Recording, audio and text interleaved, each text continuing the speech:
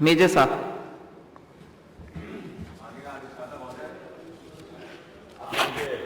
माननीय राज्यपाल महोदय के अभिभाषण के ऊपर प्रस्तुत धन्यवाद प्रस्ताव के समर्थन में उसके पक्ष में बोलने का अवसर दिया, मैं आपका हृदय से आभार प्रकट करता हूं।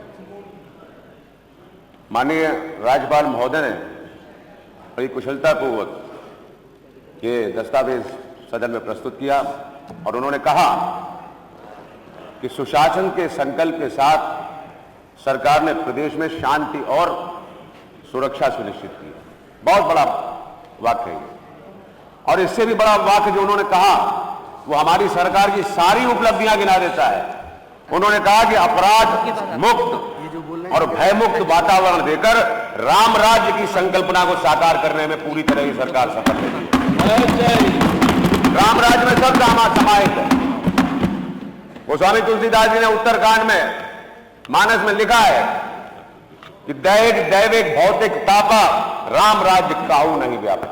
दैहिक ताप यानी दैहिक कष्ट, स्वास्थ्य, दैविक आपदा, कोरोना हमारे सामने आई थी, हम समृद्ध थे, हमने उसको परास्त किया। उसी प्रकार से भौतिक अपराध, कानून व्यवस्था, इसके कष्ट जिस राज्य में नहीं होते उसको राम राज्य की संज्ञा दी जाती। ऐसी संज्ञा हमारी माननीय राज्यपाल महोदया ने योगी सरकार को दी है अपने उद्बोधन में। ये योगी सरकार की सारी उपलब्धियां गिनाती हैं और क्यों ना हो, क्योंकि हमारे मुख्यमंत्री सच्चे राम भक्त हैं। हमारे मुख्यमंत्री के आदर्श राम है, हम सबके आदर्श राम हैं।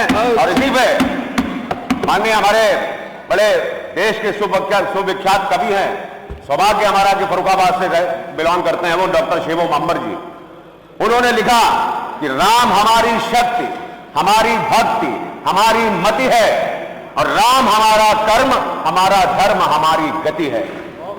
बिना राम के आदर्शों के अब उत्कर्ष कहां है और बिना राम के इस भारत में भारतवर्ष कहां।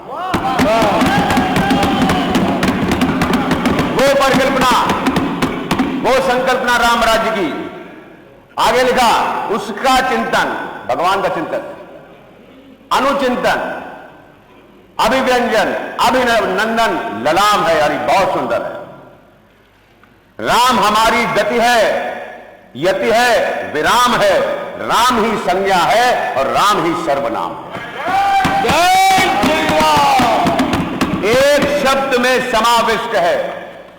एक शब्द कौन सा? सिर्फ राम। एक शब्द में समाविष्ट है सार तत्व संस्कृति का। पूरी हमारी सांस्कृतिक विरासत का सार तत्व राम में समाहित है। और राम हमारे लिए राष्ट्र है, राष्ट्र हमारे लिए राम है।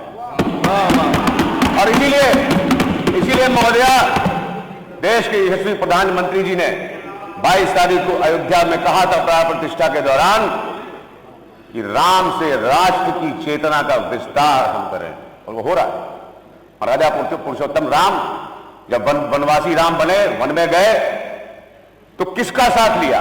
कोल का, भील का, किरात का, केवट का, शबरी का, सबको साथ लिया।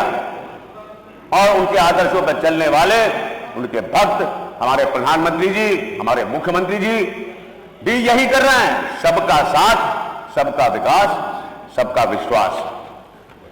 बैर न कर काहू संग कोई, राम प्रताप विषमता कोई। राजा का प्रताप बोलता है।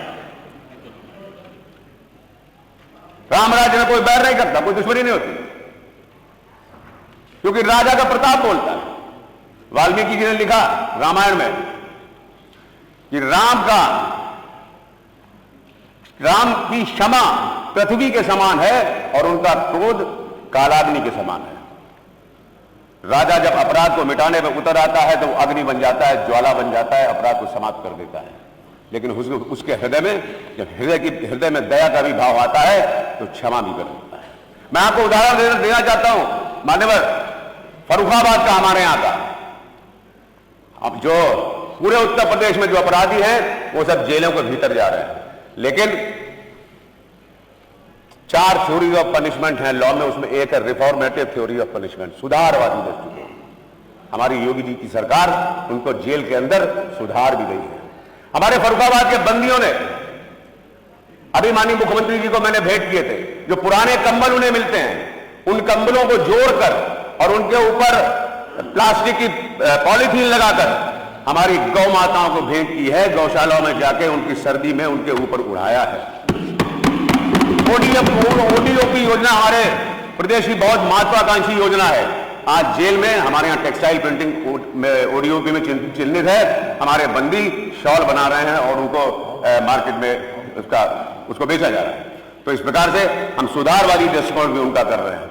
हमने संकल्प लिया था कि रामलला हम आएंगे, मंदिर वही बनाएंगे, और मोदी जी ने उस संकल्प को सच करके दिखाया जब शिलान्यास वहां अयोध्या में किया जाता। और उसके बाद दूसरा संकल्प लिया कि हम अन्न तब तक ग्रहण नहीं करेंगे जब तक हम यहां की प्राण प्रतिष्ठा नहीं कर लेते।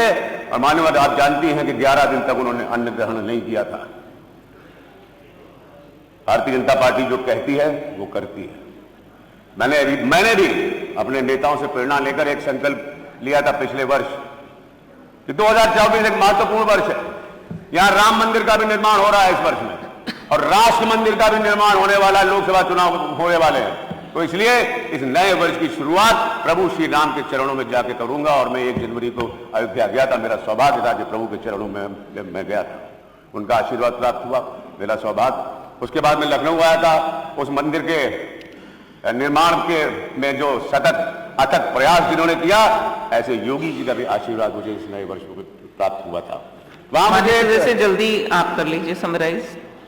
वहां मुझे एक महेंद्र जी मिले, जिन्होंने जो प्रेस फोटोग्राफर हुआ करते थे। उन्होंने मुझे एक तस्वीर दिखाई मोदी जी की उस जमाने की, जब वो राम जन्मभूमि आंदोलन चला था।